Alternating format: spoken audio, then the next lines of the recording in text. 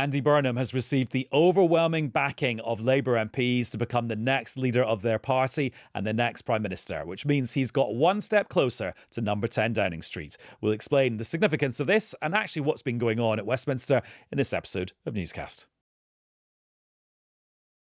Hello, it's Adam in the Newscast studio. And it is Chris back at Westminster. And we're recording this bit of this episode of Newscast at about 7:20 on Thursday. And Chris, just explain why it is we can say almost categorically that Andy Burnham is going to take over from Keir Starmer as Prime Minister. Well, we should say that we could almost have said almost categorically for quite a while. So we shouldn't load Jeopardy where Jeopardy doesn't exist. However, to walk through the process, after all of the chat since the by-election, today was actually the day, Thursday, where nominations opened for people to stand for the Labour leadership. There is only one candidate, which is Andy Burnham, and Labour MPs could then go along and fill in the piece of paper, and it's quite a sort of old-fashioned pen and paper type thing rather than being any sort of snazzy online portal or anything like that.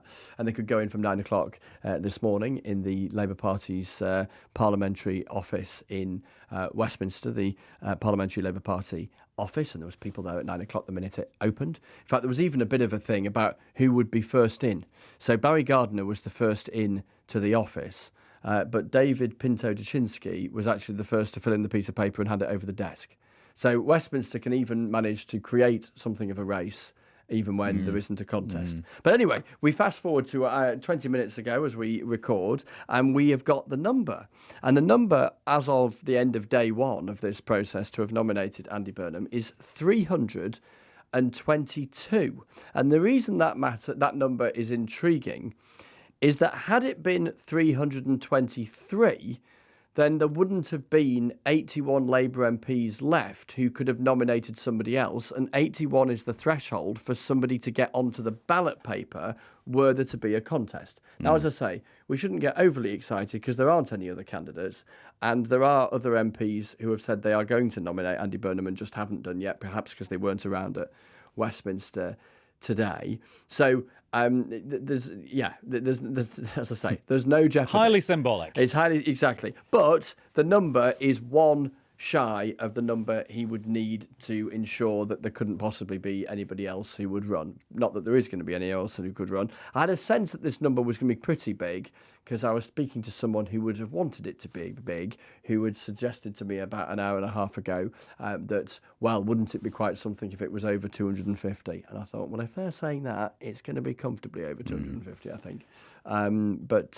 Yeah, there we are. And it does mean that when you're on the news, you can now abandon that formula, which was strictly accurate, if not quite true, which is that Andy Burnham was the likely next Prime Minister. You can now say he's going to be the next Prime Minister. Yeah, I've been diluting the caveats for a little while and almost saying it definitively, but I think there will be a hardening of that. And I think what we'll also see from Mr Burnham himself, perhaps next week, is a shift towards a greater sense of him being Prime Minister presumptive or Prime Minister designate. I mean, there's no official title here, just in terms of how he conducts himself, as opposed to purely the MP for Makerfield who will be seeking nominations when the opportunity arises. Clearly we're going to move beyond that. As far as Team Burnham are concerned, they are deep in the whole process of what are known as access talks. In other words, having to work out remarkably quickly what government looks like and what, if you like, the books and the numbers and the policy proposals that are trundling through and the legislative programme, etc., etc. How do things look? Because in 10 days' time or so, he's going to be Prime Minister. And Andy Burnham has posted on X saying their support comes from across the Parliamentary Labour Party and reflects a shared belief that Britain needs a new approach to politics. This is the circuit breaker I am offering. Power out of Westminster, an economy rewired for ordinary people, and good growth in every postcode. And then some more things that he's already said already, but he's clearly celebrating, but in a low-key way. Yeah. And just in terms of the timeline, Chris, so he still has to get some nominations from trade unions and affiliated organisations, because that's like a separate nomination process within the Labour Labour family. He does. And then there's that hustings next week where he will be the only person on the stage. Indeed. So there are a few formalities to jump through. There'll be more MPs making their nominations, public, or they will become public in time at the beginning of next week. As you say, that hustings event. Andy Burnham will then have to decide how much he wants to be seen out and about in public in the week before he becomes Prime Minister, in terms of making an argument beyond the Labour Party, whilst the trade-off, if you like, in terms of his time, being how much time you spend working up how things are going to look and what you're going to say at the point that you become Prime Minister. So that's the trade-off he's got to work his way through next week. What will happen then a week tomorrow, so in a week's time on Friday the 17th of July, end of next week, is that he will, in all likelihood, I'm still using that phrase, just a habit, become the leader of the Labour Party, which of course is the vacancy that he is contesting. Having become the leader of the Labour Party, you are then the person who can command a majority in the House of Commons, and therefore he can become Prime Minister. And that is due to happen a week on Monday, on July the 20th, with the one caveat that were England to make it to the World Cup final, which is the night before, one assumes the Prime Minister will go. I think we can assume that will happen. The current Prime Minister. The current Prime Minister. You wonder if he might, take a +1, which very well might be his wife rather than Mr. Burnham. But does he take Andy Burnham as well? Who knows? But then in that scenario, which obviously is hypothetical at the moment, does that delay things by 24 hours? I don't know. Maybe it could, because if he's there until, irrespective of the results, if he's there for the final on the evening of the Sunday, the Prime Minister, i.e. Keir Starmer, has got to get back across the Atlantic and go and see the King, etc., etc. So I don't know. Does that potentially mean a delay for 24 hours? I don't know, and it may be entirely hypothetical. So let's see. But that's the timetable as things stand. The cynic in me is also thinking, the then handful of people that don't nominate Andy Burnham, can we then use that as the beginnings of our list of a potential awkward squad? The journalistic march is always to look one step ahead, and yes, I mean, I think that's right. I mean, look, we should say, shouldn't we? Here is someone who, in Andy Burnham, who something of a coup in terms of his by-election performance, and clearly has a vast amount of momentum behind him, and it is quite something to get 322 MPs, albeit huge.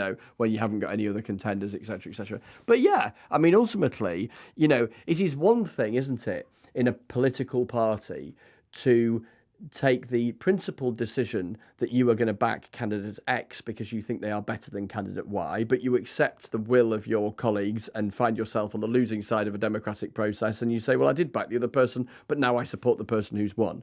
It is something else, I think, to decide that there is only one candidate and you're still not going to nominate them. Now, to be fair to those who have not yet done so, it's only day one. They've got the best part of a week when they can still do this. But it will be intriguing to see who doesn't nominate. Now, outgoing leaders don't tend to, but of those who intend to be around and present and have a pretty active role to play, either in government or on the backbenches, it'll be intriguing to see by this time next week who doesn't do. And Andy Burnham has been saying extra stuff tonight in addition to that post on social media about the nominations. He's done a post on social media, which is a video talking about his position on Gaza and what the UK government should do and what the UK government has not been doing. Yeah, and I think this is interesting. It's intriguing. It's a if you like, a reorientation, certainly in language, a sort of pivot around the stance of the Labour Party, and therefore we can assume the Labour government within a couple of weeks, as far as the Middle East is concerned. What it is a particular reference to is an interview that Keir Starmer gave as Labour leader, who was the leader of the opposition at the time, at the Labour Party conference not long after the atrocities of October the 7th back in 2023. It was an interview he gave to LBC, where the Prime Minister talked about Israel having a right to defend itself, and it could do everything it can to secure the return of hostages. And he was asked by Nick Ferrari, the LBC presenter, would that include cutting off water and power supplies? And the Prime Minister talked about, I think that Israel does have that right. Everything should be done within international law. Now, the argument that was made by Keir Starmer at the time was he'd slightly got mangled between an answer he was giving and which question he was answering. But what happened off the back of that, particularly once the interview had been clipped up and was circulating in WhatsApp groups, etc., is there was a backlash. There was real anger within certain parts of the Labour Party. Some Labour councillors resigned their Labour Party membership. There are friends of the Prime Minister who say that actually the difference between what Keir Starmer has said and done and what Andy Burnham is saying and saying he would do is more about tone than about substance. The Labour government has recognised Palestine as a state, has recognised the Palestinian state in government, for instance, and the Prime Minister has always talked about Israel operating within international law. But I think, Andy Burnham's language, saying that Labour's initial response to the treatment of Gaza caused huge hurt and we got it wrong. I'm sorry about that. He talks at the tail end of the video about the potential for war crimes having been committed. He acknowledges that's not a judgment a politician should come to, that other international bodies should arrive at that judgment, but he's willing to float the idea. So, I think he is speaking, as he currently is, intently, if you like, to the Labour Party in saying that it is his view that how Keir Starmer handled things wasn't right. Although what he'll actually do as Prime Minister, Burnham, doesn't sound that different to what Prime Minister Starmer might be doing in 2 or 3 weeks if he'd stayed on. So it'd be an interesting little parallel universe. Indeed. There. To what extent is this about language and positioning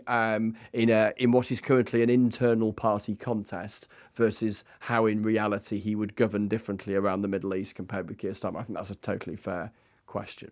Right. Chris, good to catch up and welcome home. Thank you, and thank you. And there was another big story at Westminster today, what to do about personal independence payments, or PIPs. This is a review that's being conducted by Stephen Timms, the Disabilities Minister, although not just him. He's involving lots of people in his review too. And he has published his interim report with his initial findings into how PIP is working, or crucially, not working. Well, let's discuss it now because Alex Forsyth is at Westminster. Hello, Alex. Hello, Adam. And also from BBC Verify, policy and analysis correspondent Ben Chew. Hello, Ben. Hello, Adam. Right. We're talking about this review that's being done by the Minister Stephen Timms into PIP, personal independence payments. Alex, remind us just why this review exists in the first place and why it was born in quite difficult circumstances for the government. Yeah, very difficult circumstances. So you've got to cast your mind back to when the government decided that it wanted to make changes to the welfare system and effectively cut the welfare bill, or at least stop it rising as quickly. So cut some numbers off how much it was expected to go up by over a period of time. So they came up with some proposals, and part of those proposals were to change the eligibility criteria for people who receive these personal independence payments. And these are payments that are meant that go to people who have got ill health or disabilities, conditions which affect their ability to get on with day-to-day life. And it's meant to be payments that support them in independent living. The government came up with these proposals. Labour MPs did not like them. There was this huge backlash, a rebellion on the Labour backbenches. It was like a day of drama in Westminster. The government had to climb down completely from those proposals to change the welfare system and particularly personal independence payments. And so as a consequence of that, what they said was, OK, look, we hear what you're saying, Labour backbenchers. We understand that you are angry about this. So we're going to have a review of these payments. It's going to be led by a man called Stephen Timms, Labour Minister and MP, and he's going to look at this system carefully, and he's going to do it in conjunction with disability groups and people that work in this sector and really understand it, so that we don't end up in a situation where we're angering you, Labour backbenchers, but also causing a lot of concern, as there was at the time, about people who are in receipt of this benefit. And before we dig into what Stephen Timms has been saying today in his interim review, Ben, it's probably worth just doing a bit of a revision lesson, even though exam season is over for most people, into how the PIP system actually works, at least the current version of it. I've had my head in a lot of spreadsheets when it comes to PIP, just trying to get my head around the overall figures, because they are really important for grounding this whole debate about the cost and the reform of it. So there's about 4 million people in England and Wales today claiming PIP. And that's up from about 2.4 million in 2020. So a considerable rise over the past 6 years. And the official projections suggest that by 2030, that number is going to rise to 5 million. So between 2020 and 2030, more or less a doubling of the number of people on PIP. And the biggest contributor to that increase in recent years, there's been a lot of coverage about this, but it is borne out by the statistics, has been people with mental health or what's called neurodevelopmental conditions. So obviously that's things like anxiety, depression, but also ADHD and autism. So they have been a growing share of the total number of people claiming PIP. And this number that's really caught quite a number of headlines is that there are now 100,000 people with the main condition being listed as ADHD. And that's up from only around 27,000 in 2020. So that is rising really rapidly. Now, it's not clear why it's listed as their main condition, because a lot of people have multiple conditions, but certainly something that's caught the eye of people in the media and politics, and this Tim's report and others are trying to get to the bottom of why that is and what's the best way to reform the system. So those are the overall number of the people claiming. In terms of the cost of it, just briefly, PIP is costing around £32 billion a year at the moment. And by 2030, it's projected to be costing around £41 billion. So that's going to be a 20% increase in cash terms over those years. So that's one of the reasons why there's concern about the rising cost of it. And of course, let's put it in an even bigger context. PIP is just one element of working age sickness and disability benefits. It's the fastest growing part, but it's not the only part. And that overall bill is projected to go to roughly about £80 billion by the end of the decade. So that's the overall figures, and that's why there's a lot of focus on trying to stop those costs going up as rapidly as they have been over the past 6 years or so. And we'll come on to the storyline around the cost in a second. But it's worth just remembering how the system actually works, isn't it? So there's a document on the DWP website. It's about 7 pages, and it's got a list of activities like preparing food, taking nutrition, managing therapy, washing and bathing. And each activity has got a list of things called descriptors. And each descriptor is a sort of list of things that a person can do in that category. And each descriptor then comes with a certain number of points, and you have to get a certain number of points to qualify for PIP. So, for example, on the washing and bathing activity, descriptor A is can wash and bathe unaided, 0 points. Right at the other end, descriptor G is cannot wash and bathe at all and needs another person to wash their entire body, and that's 8 points. And then in the middle of the table, you've got D, which says needs assistance to be able to wash either their hair or body below the waist. And Alex, what the government's previous reform was doing was saying, well, you needed to score a higher number of points on more activities to be able to get the payment in the first place. That's right. And that's what had caused so much of the concern among people who are in receipt of this benefit, but also Labour MPs and also people that support people with disabilities. They were effectively saying you're going to make it harder to get this benefit. And as a consequence, people who really need it and might rely on it to help them live independently or to help them work in some cases, because it's also worth remembering this is not a means-tested benefit. This is something that is paid to people who need the benefit for support with day-to-day living or living independently. It doesn't depend on whether you're in work or not.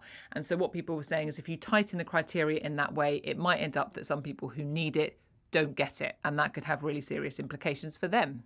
Right, we've completed our revision timetable, so let's now get right up to date. And here is what Stephen Timms, the Minister co-leading the review, and co-leading it is an important aspect of this, was saying today on the media as he was launching his interim report. It does a very important job in helping people meet the additional costs of disability, but the process of applying for it, the assessment for it, which requires you to set down lots of things you cannot do, people find that very unpleasant, it's very difficult. People have talked about it being demeaning. And once you've been through it, you can be quite fearful at the prospect of being reassessed in the future. And that can deter you from participating in society as much as you could and as much as you'd like to. So PIP has become, for quite a lot of people, a barrier to participation, which is obviously the opposite of the intention. We've also found that it hasn't kept pace with changing understanding of ill health and disability over the last 13 years since the benefit was introduced. So we do think quite fundamental change is needed. Lots of things we could glean from that, or at least theorise about what he's going to do in his final report. But Alex, just the tone is so different from when Liz Kendall was tackling this the first time round. Completely different, and I think that's really deliberate because of what we've talked about, which is the political difficulties that the government ran into with its approach the first time round when they were talking about attempts to reform this element of the welfare system. They are very deliberately taking a completely different approach and tone, and part of that is the fact that Stephen Timms has been working alongside, it's called co-production is the term the government uses, but this is not a review just by Stephen Timms, the Disability Minister. This is a review by a whole steering group of different people, some of whom who have real life experience in this area, and they've come up with this together. And I think it's been a deliberately very cautious approach to the way that they approach this time round. But having said that, Stephen Timms was pretty clear that in his view, the whole system was not fit for purpose. And the way that this is currently assessed is going to have to be totally reworked and reassessed. And so while this is an interim report and we don't know yet what they're proposing in terms of changes to the system, what he's signalling pretty clearly is at the moment it's not working and there's going to have to be some really fundamental reform, and that could prove difficult. Ben, listening to that clip from Stephen Timms, do you think he is proposing a reformed PIP system? So changing those categories, changing the points, changing the actual way that people get the benefit and are reassessed? Or does it sound like a man who's getting ready to completely reinvent it? It's quite hard to determine from what he said in his interview exactly what the shape of his proposals will be. And reading the report itself, it's also not showing much. But as Alex was saying, I think the tone of it was really outlining that this is a system which is outdated, that's not keeping up with the way that people's registered disabilities are changing, and doesn't take account of what they can and can't do, and some perhaps unintended consequences of the design of the system. So I wouldn't be surprised if it is quite radical, whether it's entirely scrapping the system or perhaps, and this is what some people have speculated on, sort of changing it by what you can get by age. Because as I mentioned before, a lot of the people who are claiming for neurodiversity conditions or mental health conditions tend to be younger. So one suggestion is perhaps if you're younger, instead of getting cash, which you get through PIP, you may get a guaranteed offer of therapy or help or assistance in another form rather than cash. And just linking this to what he was saying about, and others have been saying about the nature of PIP, you don't have to be out of work to get it, and there's no work conditions in it. But there's a striking statistic in the report itself, which says that actually of the people claiming PIP, only about a fifth, 20%, are actually in work. So there is a fear that actually, as he was referring, it could be a barrier to people taking on work, because the argument is if they're working, then when it comes to a reassessment, the argument will be, well, if you can work, then you don't necessarily need PIP. So people think I can't enter the workforce, otherwise I'll risk losing my PIP. So I can see reforms along those lines, A, by age, and B, by talking about those work incentives to try and make the system work better for disabled people and society as a whole. And also, I sort of was reminded of when Mel Stride was the Work and Pension Secretary under the Conservatives. And I remember having a long chat with him on Newscast after the election, where he was talking about his PIP reforms. And, OK, he was proposing lots of different things and probably quite different from what a Labour equivalent would do. But one of the things he said that stuck in my mind was the PIP system, Alex, doesn't give a person the money to go out and buy a thing that could help them, like a tool or a modification to their house or whatever, or something that a piece of technology that could help them get back into the workforce. And I wondered if maybe that sort of thing is what Stephen Timms was hinting at when he said that PIP doesn't help people get into work.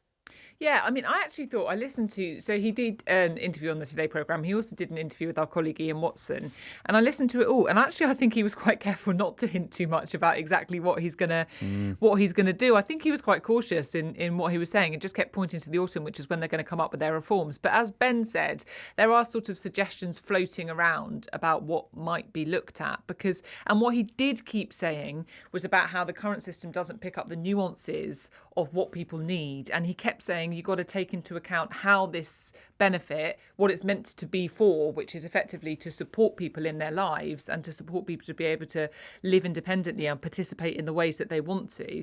So, this is speculation, I make it totally clear, but the ideas that have been kicked around are things like, tailoring it to make sure that it it somehow provides the actual support that is needed by a certain individual, as opposed to, you know, the way that it currently works. But I don't think that he gave an awful lot away about exactly what he's thinking around this was. I think he was quite careful about it. And of course, I think he's probably quite conscious that he's been tasked to do this review under one Prime Minister, and then it will be another one that comes up with what or accepts or not any proposals that he comes up with for actual change. And Ben, you've talked a few times already about the total bill for PIP and what it's expected to be in the next few years. Stephen Timms today has just not been concerned at all with the total cost of it, has he? At least he wasn't when he was talking to Nick Robinson on the Today programme, where he said, my view is that the current level of spending is not a great concern. Yeah, it's quite interesting, isn't it, given all the headlines about the soaring cost and the figures I mentioned earlier. And I think it is important to take a step back here, Adam, and look at not just disability and sickness welfare costs, but the overall costs of working age, i.e. non-pensioner welfare, because it's quite interesting that though the sickness and disability costs have been rising really rapidly, both in cash terms and as a share of the economy over the past decade or so, if you look at the overall bill, it's quite stable at around 5% of GDP in recent years. And it's actually down from where it was back in 2010, because overall welfare, you'll remember, was squeezed by George Osborne quite considerably in the austerity years. But what he squeezed was non-health and sickness related welfare, so sort of universal credit, housing benefit. He froze it and found considerable savings in that way. And this is something really important that the Timms report points out, that you can't just look at PIP in isolation. You have to look at how it interacts with the rest of the system. And one thing that policy analysts say is that as the rest of the system has become cut and become less generous, the incentive for people to move on to the sickness and disability benefits like PIP goes up. So you squeeze the welfare system by cuts in one part, and those costs come up in the other, also with unintended consequences that people feel that they can't enter the workforce because they'll lose those sickness and disability benefits. So I think what Stephen Timms is recognising and acknowledging is that we need to look at the overall picture and the overall incentives and look at costs in that overall context. So a lot of this rhetoric about the welfare system bill is out of control and unaffordable is a bit misleading, because that's only looking at one part of the bill. Total non-pensioner welfare spending is not out of control and is not up on where it was 15 years ago. And interestingly, the Office for Budget Responsibility, the official forecaster, reiterated this week that it doesn't expect that overall bill to shoot up over the next few years either. So look, I'm not saying there's not a problem. Most experts agree that you do need to reform PIP, you do need to reform other elements of it, but just to keep a bit of a cool head in this hot weather about the overall state of the bill for when it comes to working age welfare. It's interesting because on that point, what he did, and he was so careful, I totally agree with Ben, in the report and in his interviews, to put it in the wider context, not just of the welfare system, but also social care and the health systems and the pressure on the NHS. But what he did say, or recognise, I think, was that it was important to make sure the system was financially sustainable. So this kind of suggestion that, you know, it had to be affordable in the long term. And, you know, that has become sort of part of the conversation. And Andy Burnham, who's been asked about that, and of course he does matter because he's the guy that will oversee any changes that do come to the welfare system, he's been really careful to say that he doesn't think crude cuts to the welfare bill are the right approach. Stephen Timms reflected that today and said while he hadn't spoken to Andy Burnham directly about this piece of work, there will be no crude cuts or crude proposals in whatever they come up with in the autumn. But given all of that, this is where the Conservatives are choosing to criticise the government's approach. So Helen Whately, who is the Shadow Work and Pension Secretary, she said that the government was in denial, in her words, about the seriousness of the situation of our welfare system and the fact we have to make savings. So some of the political debate is certainly focused on that element, even though there is a real caution in what Stephen Timms has said and the government's approach more broadly, having seen the backlash when they did try to cut the welfare bill last time round. What is so interesting is that Andy Burnham's going to come into number 10 and he will benefit from the work of Mayfield, Milburn and Timms, which sounds like a law firm from a Dickens novel. But it's Charlie Mayfield, former boss of John Lewis, who did a big review into sickness in the workplace and made lots of interesting suggestions. You've got Alan Milburn, who's in the middle of doing his review about the NEETs, all the young people who are not in employment, education or training. And sounds like he's gearing up to make some pretty big recommendations about that in the next couple of months. And then you've got Stephen Timms doing the same about disability benefits in the form of personal independence payments. And so there's three big reports that Andy Burnham will be able to draw on. And I think two things from that. Number one, that feels a bit like, oh, hang on, if you were in opposition and getting ready for government and wanted to hit the ground running with some big, bold plans, there, which Keir Starmer is accused of not having done, there they are. And then the second thing is, big, bold plans are, by their very nature, big and bold. So there's going to be quite a lot of work for the government to do to implement all of this stuff. If you think all of those three reviews, which, as we've been discussing, will all interact with each other.